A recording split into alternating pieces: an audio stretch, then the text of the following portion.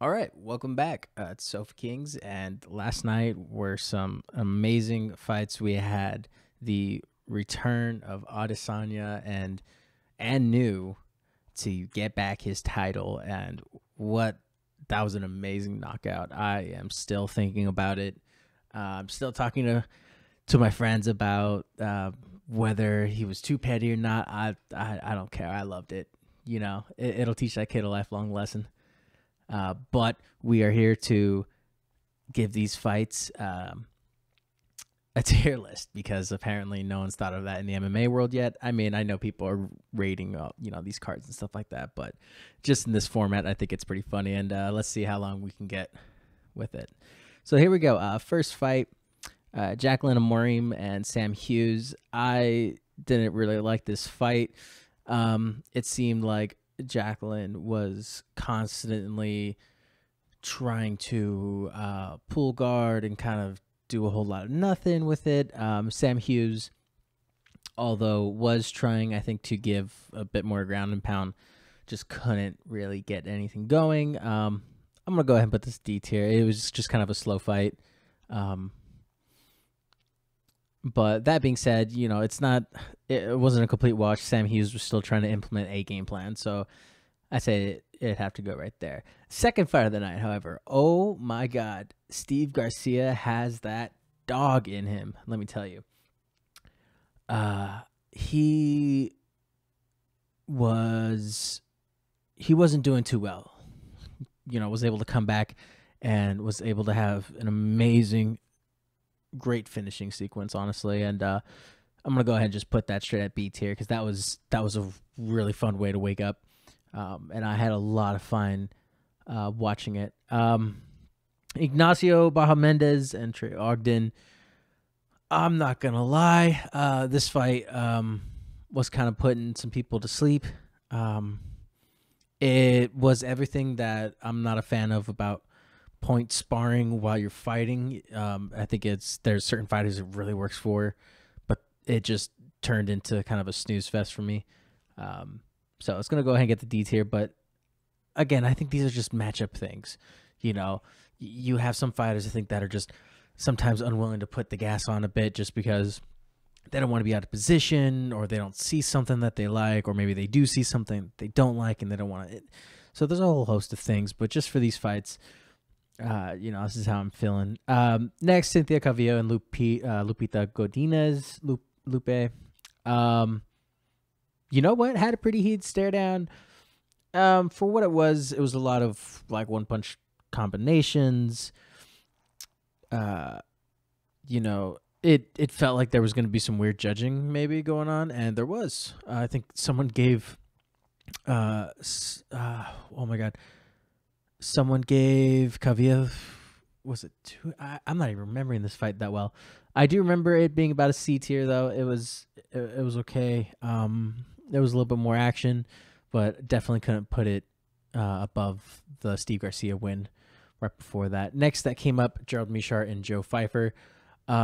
Dear God, did Joe just crack Gerald? That was an amazing left hook, and rightfully so. I'm going to go ahead and put that B tier because it just, as short as it was, it just, it ended pretty abruptly, and maybe seeing a little bit more from Gerald would have been nice, but, man, it's hard to be a top dog these days. Just so many good fighters coming out of the woodworks. And I can't even say from the woodworks because these guys are just fighting on these like crazy regional scenes, and you watch some of these fights and Jesus, man, they're really killing it. If there's some regional scenes that I need to be made aware of, I don't mind paying the $10 or $20, whatever it usually is to watch the fights. So go ahead and send them my way. I'm always down to watch. Next, Michelle Waterson Gomez and Luana Pinheiro. Michelle was wearing a lot of the damage, I think, after the fight. But it was a nice back and forth, I'd say. Michelle Waterson was throwing a lot of volume. I think Luana was just kind of able to just touch her up and kind of get the nose to bleed a bit, just a little bit. So I'm gonna go ahead. I'll put that. I want to say a C tier. Um, about the same as Cynthia Calvillo fight. Next up, closing out the prelims was Chris Curtis and Kevin Gastelum. And holy crap, Kevin Gastelum looks really good. And I don't know if did I not put them here? I did not. Well, okay. Well, that's an A tier fight. That is absolutely an A tier fight. Kevin Gastelum has not looked better in a long time, and I'm so happy for that because I'm hoping he can maybe make one more really good run at the title because he's got it in him. I think his cardio looks great. I think he is picking it up, and when he feels smooth and he looks smooth, like it, I think everything he fires off was effective last night. That being said, not firing off Raul Rosas Jr. and Christian Rodriguez. Man, Raul Rosas Jr. was really fighting for that takedown, and I couldn't see it happening, especially from taking the shot from way out from left field. It felt a bit one-dimensional. The stat that came out was that in his 2 UFC fights, he's thrown 5 significant strikes. I think you do got to mix it up, man. And against a guy like Christian Rodriguez, where he's had experience, he's a bit older, yeah, but he has close to the same amount of experience in the cage. Now, whether or not they're learning at different rates is a different thing. Raul Rosas Jr. has an amazing ground game. He's been competing for a long time now, and I don't think this is going to be the end of it. I just think that he needs to put the MMA together and not grapple as much because he looked the most fish out of water. That being said, about a C tier fight. Nothing crazy. I'm a bit stubborn with these grades. I'm not gonna lie. I want to preserve the S tier stuff. That being said, then we had Kevin Holland versus Santiago Ponzinibbio. There we go. Jesus. Look, Kevin Holland's striking looked pretty solid. 3rd round knockout with the right hand. You have Kevin Holland who made a whatever call out. I get what he was saying. He's trying to get another fight with a big name, maybe make a splash, but I think he's gonna have to look elsewhere. This fight was, in my opinion, a pretty good maybe B tier fight. I was like really well entertained throughout the entire fight. Lots of great exchanges. That came after. Real quick, we'll just go ahead and throw the Carl Williams Chase Sherman fight into the F tier only because it couldn't happen. Unfortunately, there were some medical issues, and I hope that that both those guys can meet up in the cage soon because it's not a bad fight. I think we got to keep the heavier weight classes moving as much as we can. It's kind of hard to get good talent in there. Next after that.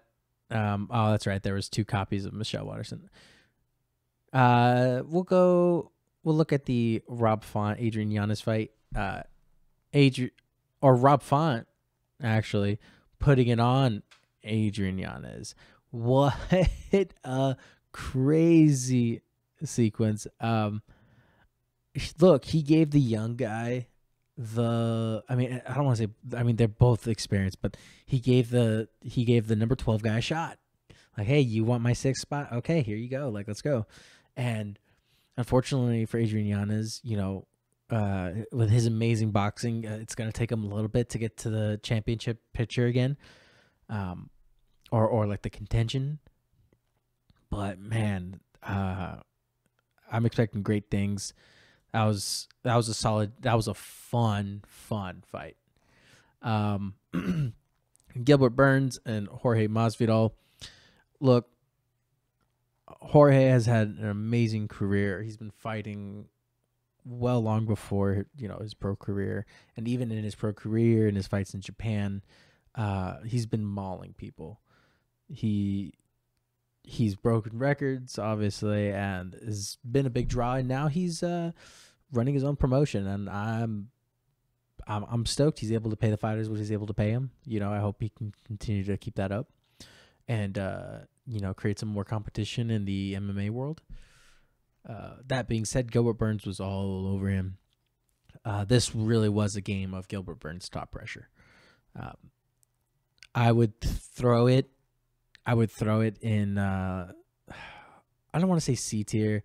It's like top C tier for sure, but like low B tier.